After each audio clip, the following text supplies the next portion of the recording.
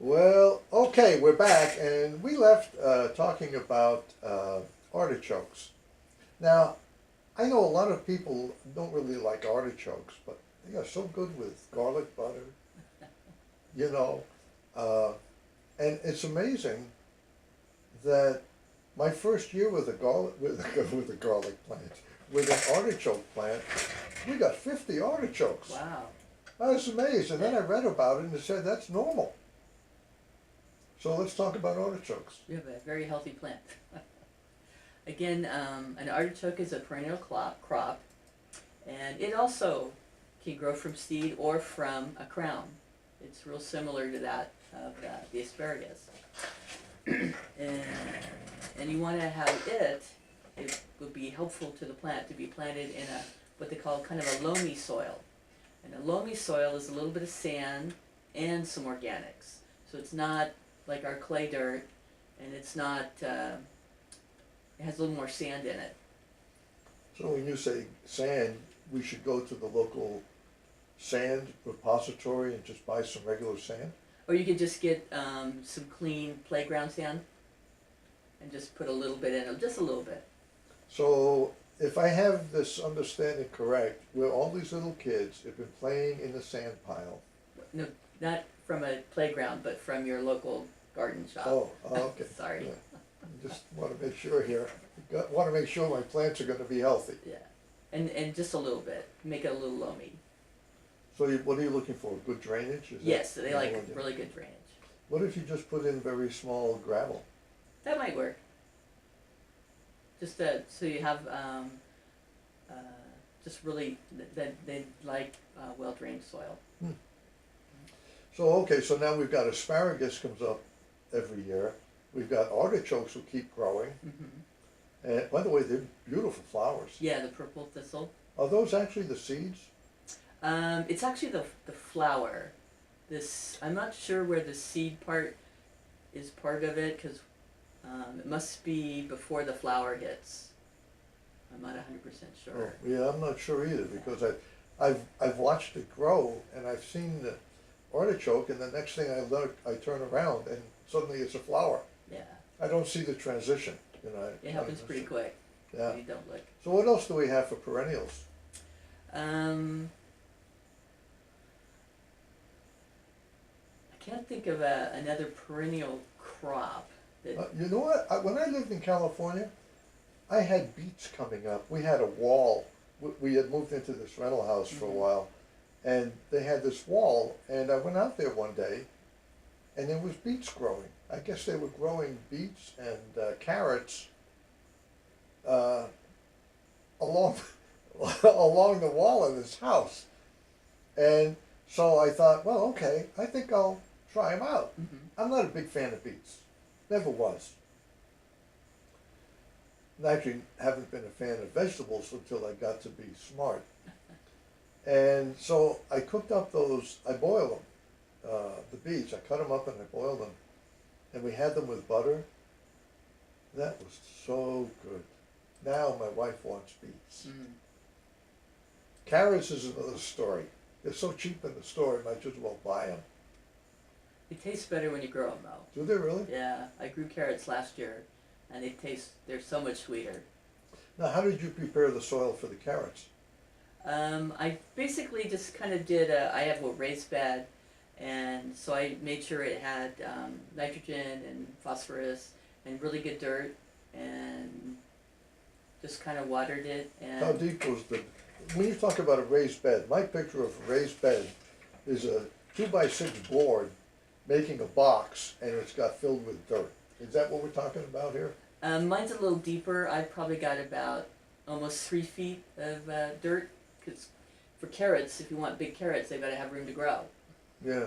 So you can't just give them like a Yeah, 6 they inches. were dirt product, Right. like a potato, Mm-hmm. but they're not a potato, they're a carrot. The carrot, yeah. So you need a little room if you're going to grow carrots. You don't need length, but you need some depth. So you can have maybe a small raised bed that has a little deeper dirt to it. Do you know Doug Terwilliger? I don't recognize the name. I met Doug when we were taking a Master Gardener course. And Doug showed me these boxes he was buying for $10, and the guy delivered them. And they were like 3 by 3 foot boxes, Mhm. about 2 foot deep. That would be great for growing carrots. Yeah, it would. And maybe beets. How about garlic? I grow garlic chive. I don't grow garlic, but I bet it would be fine. Yeah, any of the plants that actually grow in the dirt, grow down, would need a little more room than say like a tomato or. So, on this subject of these perennial things, uh, I noticed that when I had onions, Mm-hmm. if I cut an onion and left the little roots on the bottom, Mm-hmm. they'll grow into another onion, They won't will. they? Mm-hmm.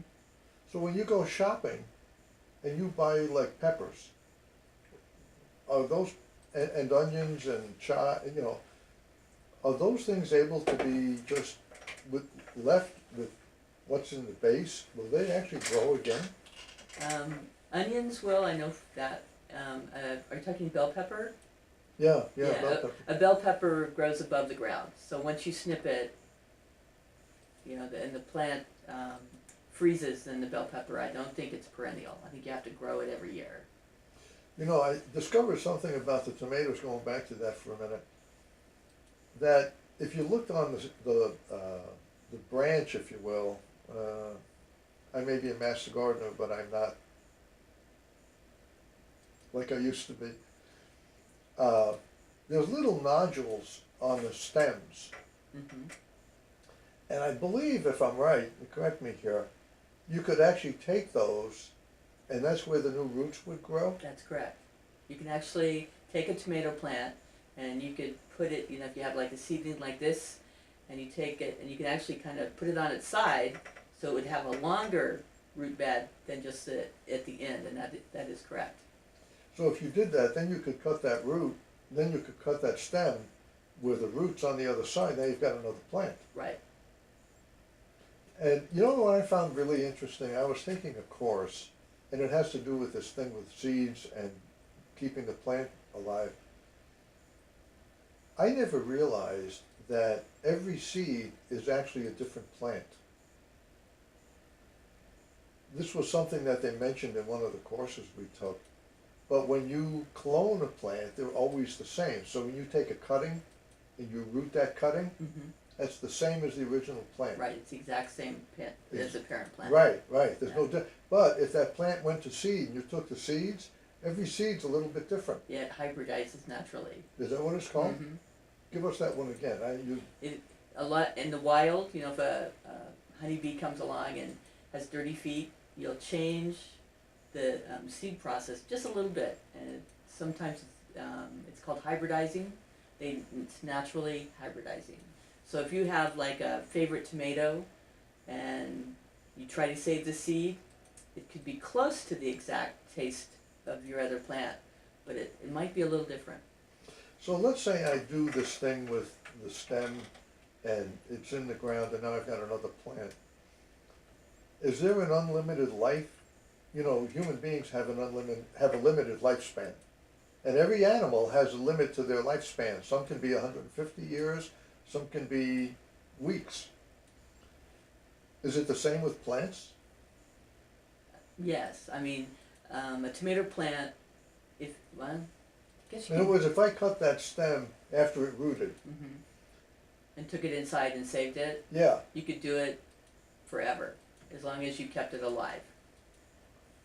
wow, that's interesting. I hadn't thought about that. And to me, the smart thing to do would be when your plant's doing well in the summer, would be to root some of them and then bring them into a greenhouse in the winter. And even in the winter, you could start doing some of that, so you could expand your plant base. Yeah, as long as you keep it alive. Now, what if you had, and there were some things that I've read where you have other plants, and when the bees are pollinating, sometimes they'll bring in the pollen from another plant to your plant. And I know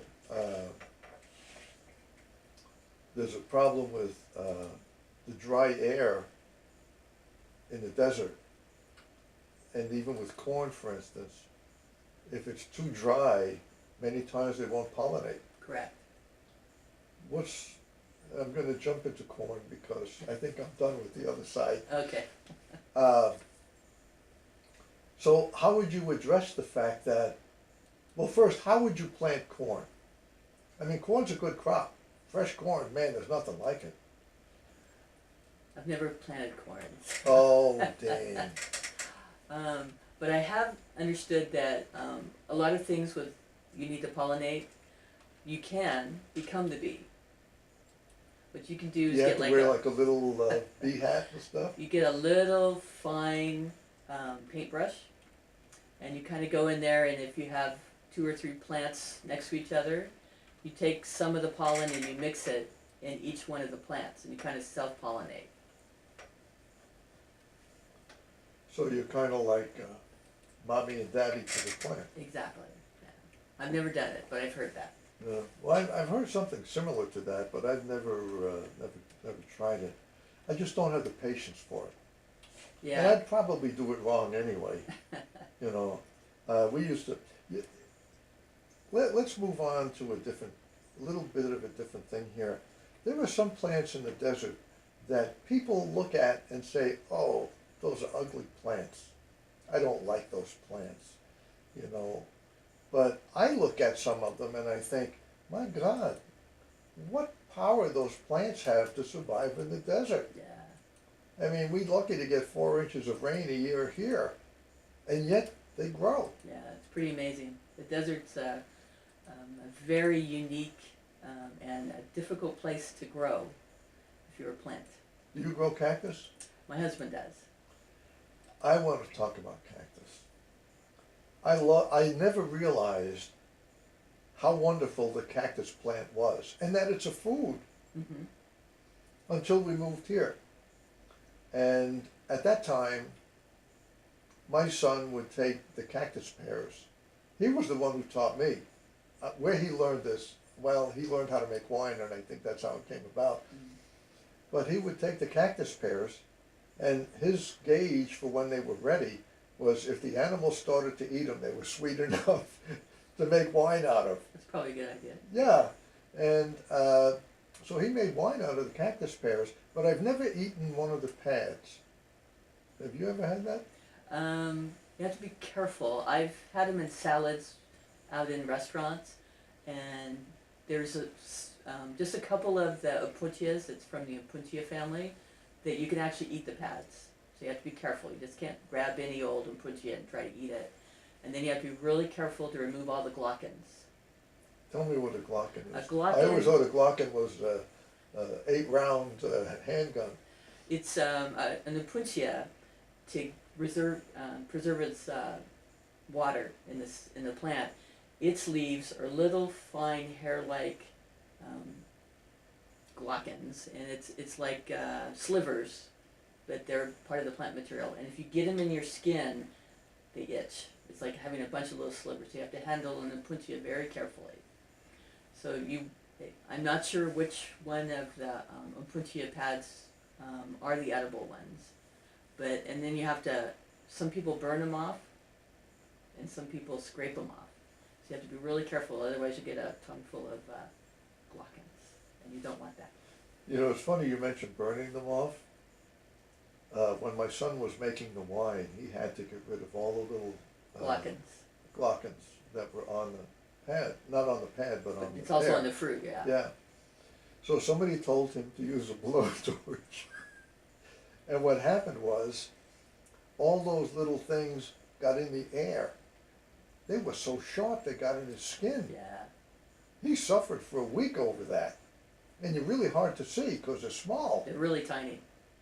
Yeah, the best thing to get them out of your skin is duct tape. Oh, I got a different technique. Okay. Yeah, and I read about this because I tried the duct tape routine, but sometimes they're in there and they just don't want to come out. Yeah, they get in there really good. Elmer's glue. Ah, And I tell you, that has worked when the duct tape didn't. It I'll have to try that. Yeah, Elmer's glue. You put it on there and you just let it, smear it around and just let it sit. And then when it's dry, you just peel it off and here it comes. I'll have to try that, because once in a while I've got to get a tweezer. Oh yeah, and you know what? I bought one of those head you know, the magnifying glasses you can wear on your head. My son laughed at me when I bought it, but when he had to take out those, those cactus spine things, Glockens, he found out what a handy gadget that really was. And it is.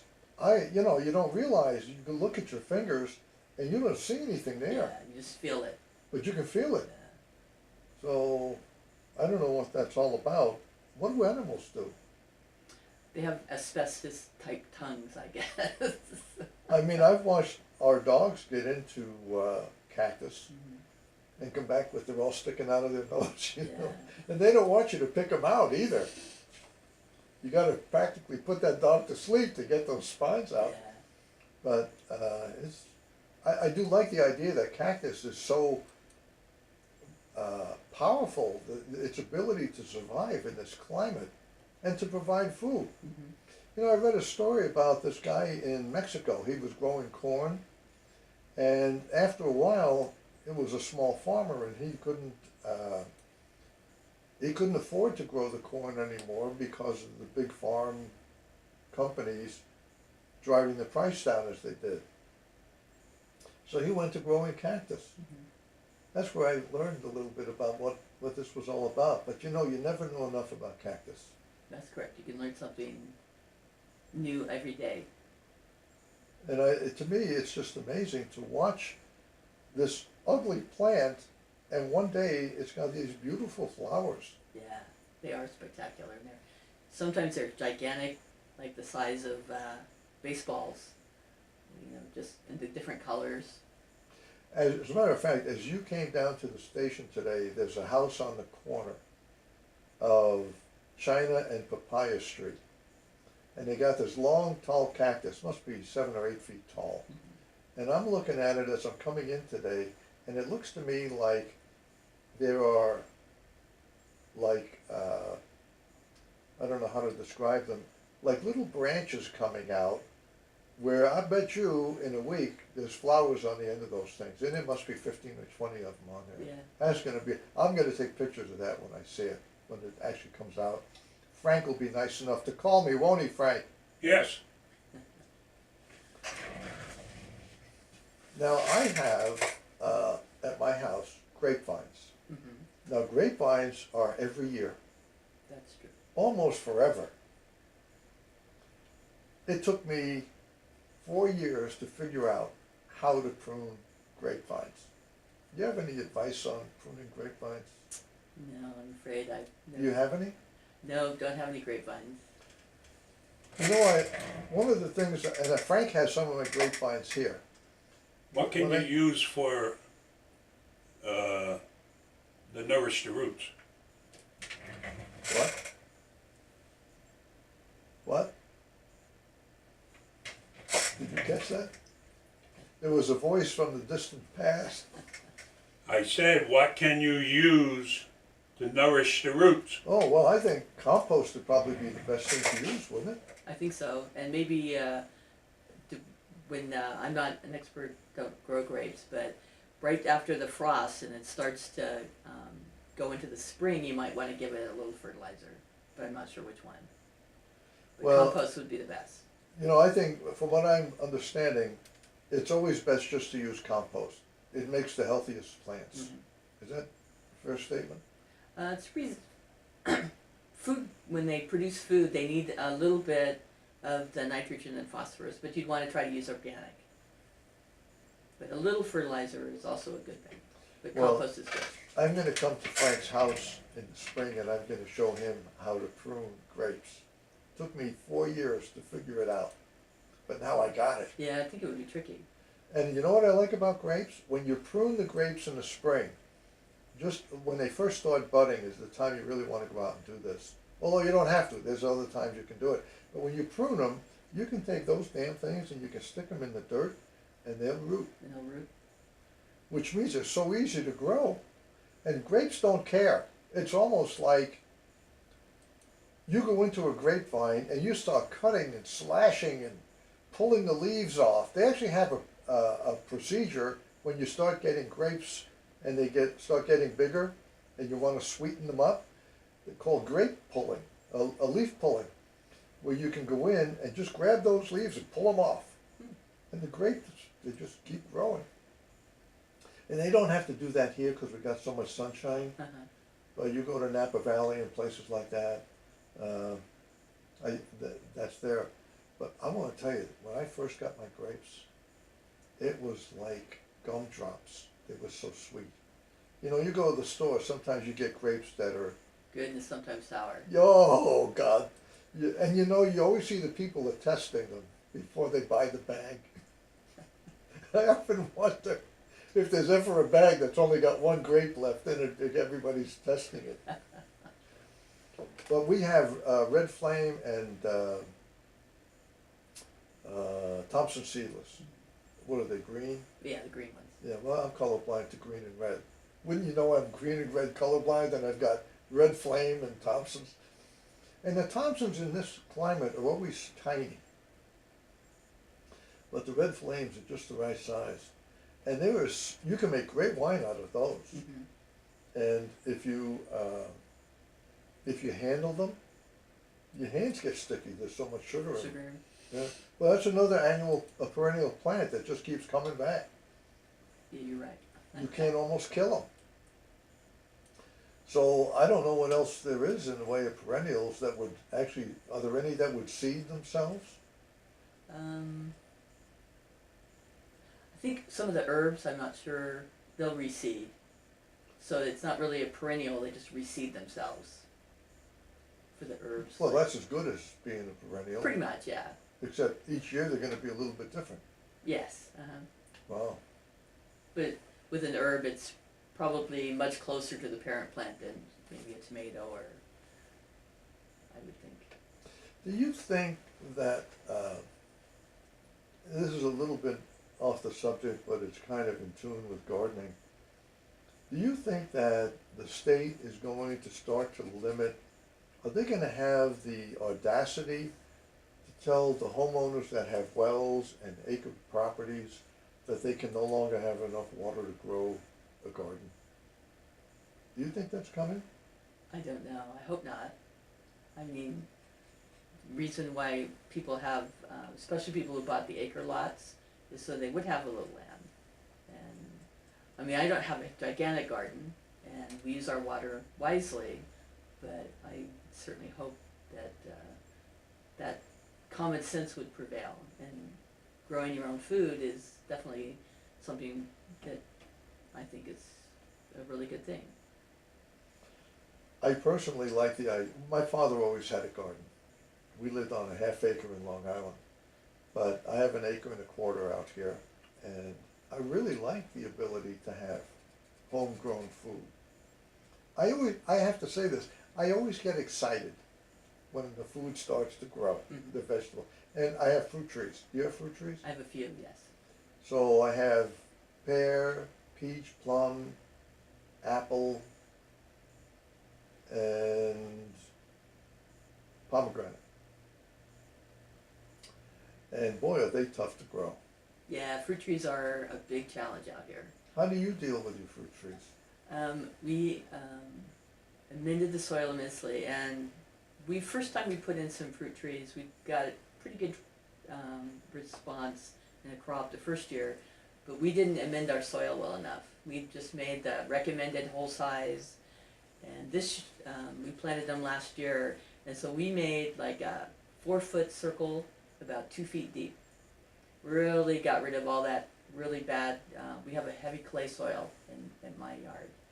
And then we put in some gypsum, we put in humus and compost, and the trees are doing a lot better. I have cherry and nectarine.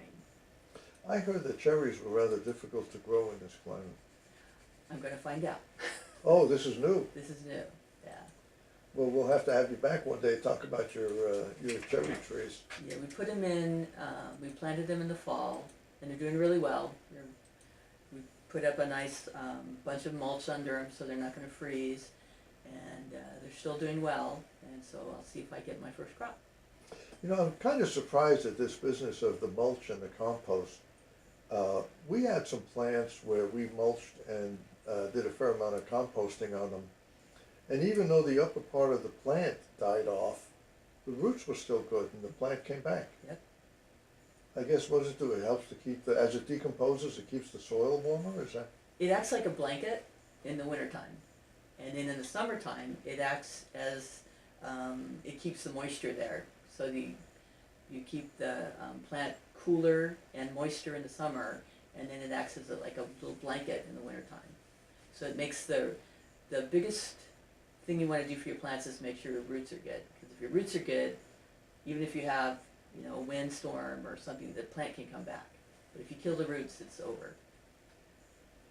So you want to do a nice, we put on about 5 inches of mulch. And you want to be careful with the mulch. You don't want to go right up to the tree circle. You want to leave just a little space around so that if it got really wet, you wouldn't cause mold and stuff to be on the trunk of the tree. So you get really close. You're basically trying to keep the root ball warm. By the way, the phone number here, in case somebody wants some free seeds, is 775-990-4900. I want to talk a little bit about seeds and how you store them, because I asked you about that earlier. Mm-hmm. I had stored some seeds, and they were in envelopes. Mm-hmm. Those chipmunks could smell those envelopes with the seeds in them. Oh, really? Yeah, they tore open the envelopes and ate the seeds. I went in the greenhouse one day, and all I had left was husks. So I think it's important that when you have seeds that you're going to save, that you put them in something that's, once you dry them out, that they're airtight. I presume you dry out your seeds? Mm-hmm. What's the process you use? I just, we have a greenhouse, and so we just kind of lay them up on my husband's little bench area, and we just let them dry in there naturally. But I don't have to contend with chipmunks. I have chipmunks and rabbits, and once the trees get big enough, or the plants get big enough, they usually leave them alone. Correct. But when they're young, tender, oh, it's such a problem. Yeah, anything that we get that's new, we put in, my husband likes to call it, put it in jail. We wrap chicken wire around it and leave it up there until the plant gets bigger. What size, may sound like a silly question, but do you know the size of the chicken wire that you're using? Whatever size they sell either at Home Depot or Star's, just the normal. Well, you know, I've watched rabbits that I thought were like the size of my hand Mm-hmm. go through that 1-inch chicken wire. Wow, I haven't seen them go through chicken wire. I've seen them go through my cyclone fence, which I was amazed at. I'm like, how did that happen? Yeah, it's like this big furry ball must be nothing on the inside. Yeah. I have 2 dogs, so that might help my plants a little bit. Listen, I have 2 German short-haired pointers, and they chase rabbits. They're good. They catch them once in a while, but they're always able to escape through the fence. Yeah. And the poor dog, just standing there looking at it, you know. But that is a problem for plants out here. You got to protect them until they get big enough, That's very true. and also from the heat in some cases. Yeah, even some cactus, if it's like from South America, you want to give it a shade cloth in the heat of summer, or have a tree kind of give it a little dapple shade. You know, we've got about a minute left, and I would really like you to tell us when you meet, where you meet, and if you want anyone to get in touch with you, how can they do that? Okay. The Garden Club meets at the Perrant Museum. We meet the second Saturday of the month, except for August and December. And we have a little presentation, and we have a little raffle, and it's open to the public. And we'd love you to come out and see us, and maybe if you have a good time, join us. And then you can reach me, I still don't have my phone number memorized, at 775-537-1393. And with that, we hope you join us at the next Garden Club meeting. I think you'll find it very interesting, and when you want really good tasting food, it's Grow at the it Garden yourself. Club. Grow it yourself. Thank you very much. We'll be back on the air again next week, same time, same place.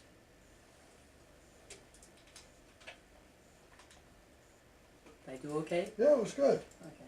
I don't know how the audio was, but we moved the mic around. Not too bad. Well, we moved the mic around so that when we faced each other, she was talking into the mic. Sorry, I, No, that was I okay. got a mic preamp. I think I'm gonna hook it up. I don't think you need it. We just need to do the deal. well, thank you for having me. Well, I'm glad you came on. I really would like to promote the garden club as much as I can. So we'll see. Okay. And it's going to replay. I'll try and get. Oh, let me turn this off. I'll have to edit.